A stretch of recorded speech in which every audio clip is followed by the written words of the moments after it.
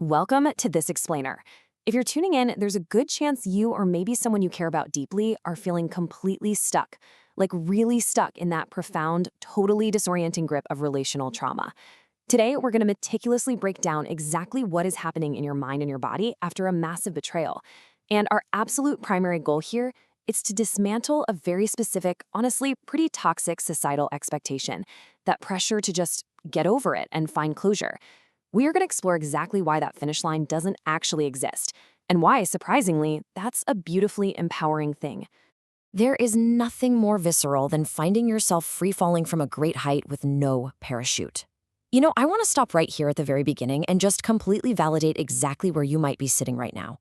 The sheer pain of betrayal, it's a shock that hits the body so much harder than the mind can even comprehend. It's wordless. It's agonizing. When the person you trusted most in the world just rips your reality away, you aren't just sad, right? You are experiencing a literal, visceral, physical freefall. And that visceral freefall brings us to an absolutely crucial reality. Your reaction right now is biology. It is not dramatics. If you feel like you're losing your mind, or if you have, well-meaning friends telling you that you're overreacting, please hear me on this. Your reaction is not a personality flaw. Betrayal from someone close is a core safety violation. It forces your entire autonomic nervous system into a state of pure biological survival. Your body genuinely, literally believes it is in physical danger. Section 1, your brain on betrayal. Okay, let's dive into the actual clinical neurology of trauma.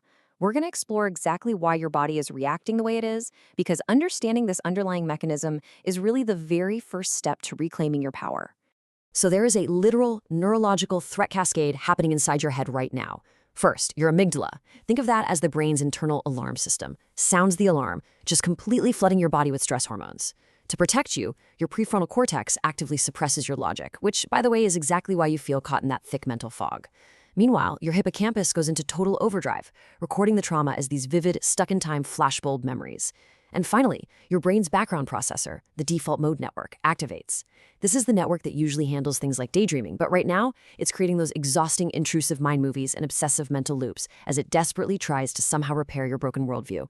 Now, all this brain activity cascades directly down into your physical body, locking you into what's called a polyvagal threat state. Basically, after a deep betrayal, your nervous system just gets completely stuck. You lose access to the ventral vagal state, which is that normal baseline where you feel safe and connected to people. Instead, you drop straight into the sympathetic state. So, hello, racing heart, constant anxiety, and intense hypervigilance. Or your body completely overwhelms itself and drops all the way down into the dorsal vagal state, resulting in a total freeze, shutdown, or just profound emotional numbness. You are literally experiencing symptoms that directly mirror post-traumatic stress disorder. Section 2, the myth of closure. So, understanding that intense biological reality perfectly sets up our next major point. It is definitely time to completely deconstruct the societal expectation that you are somehow supposed to achieve a neat, tidy finish line in your healing process. For decades, the dominant psychological model was Freud's idea of linear healing. The basic expectation was that you move through these perfectly neat stages, completely detach your energy from the past, a process called decathexis, and then just simply move on. But here's the thing, that model is super outdated and honestly practically useless for complex trauma. The modern Gestalt approach recognizes that healing actually happens in oscillating waves. It's an ongoing process of continuous adjustment. You don't just permanently sever the past, rather you develop continuing bonds with the experience, slowly integrating it as you grow forward. The absolutely crucial takeaway here is this. Closure is a wish-fulfilling myth. It simply fails to account for those seismic, life-changing ruptures in your world. Expecting a final ending where you just dust off your hands and never feel the pain again is a complete illusion. In fact, clinical research shows that pressuring yourself to find this mythical closure often creates what's called an iatrogenic effect. Basically, that means the intended cure actually harms you. It leads to an intense magnification of your grief and anxiety because you constantly feel like you're failing at the task of healing. Section 3, the healing spiral. Which brings us to the obvious question. If closure is a myth, then what does recovery actually look like? Well, we need to completely reframe trauma recovery as an ongoing, layered process rather than some straight path to a finish line. Therapists who are really in the trenches with this stuff observe very real, distinct stages of healing. It starts with the detonation, right, where your whole world just ends in a single moment. Then it moves quickly into an obsessive investigation as your brain desperately tries to map out a new reality just to stay safe. After that comes the emotional flood of raw, unmitigated grief and rage, followed eventually by the reckoning of what the relationship truly meant. And finally, you enter the slow rebuild, the kind of boring, unglamorous, but totally vital work of creating a new architecture for your life. And here's the absolute secret. Spiraling back to those earlier stages isn't a setback at all. It's literally just your nervous system processing the trauma at deeper and deeper layers. I really want you to burn this timeline into your mind, 12 to 24 months. Studies on betrayal trauma consistently show that it takes 1 to 2 full years for acute pain to substantially decrease, to really drop down. So if you're at month 3 or maybe month 6 and you're just completely exhausted, wondering why you aren't over it yet, please give yourself some grace. You are not broken. You are simply early in the process. Now, this timeline is especially agonizing for those who actually choose to leave the relationship because it introduces the open loop. This is the profound psychological challenge of dealing with deep ambiguity. Look, when you leave, a lot of burning questions are forever going to go unanswered. And the human mind, it struggles with painful ambiguity far, far more than it struggles with painful certainty. Your brain is desperately wanting to close the loop, but the reality is you kind of have to learn to tolerate it remaining open. Section 4, the power of non-closure.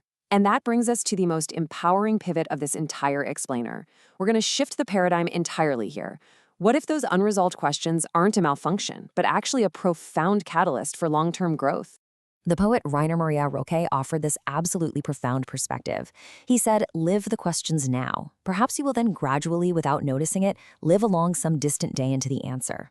This is really the core of our message today. We have to stop desperately seeking an ending. There is immense philosophical and psychological power in embracing continuous self-discovery. Living with the unresolved elements of your trauma is exactly how you weave them into a much stronger fabric of who you are becoming.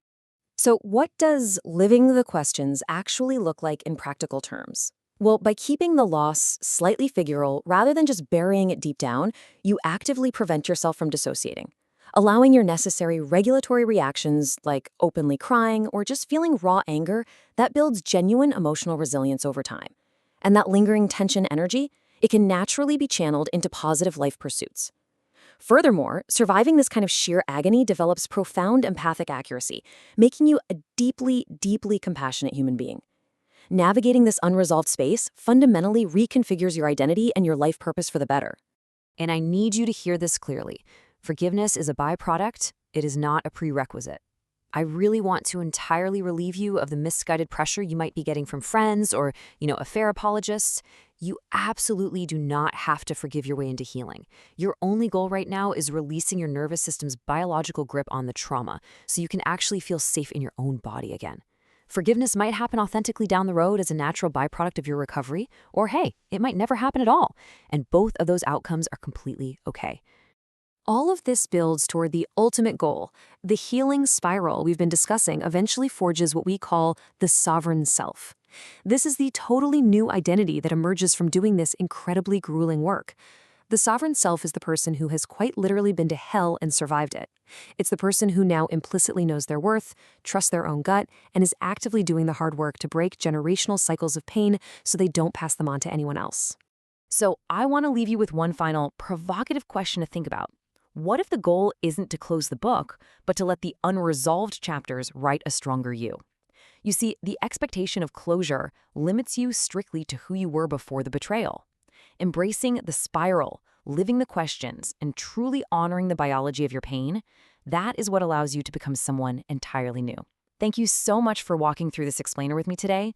Keep climbing, keep reaching, and please trust that the unresolved parts of your story are actively building your new sovereign self.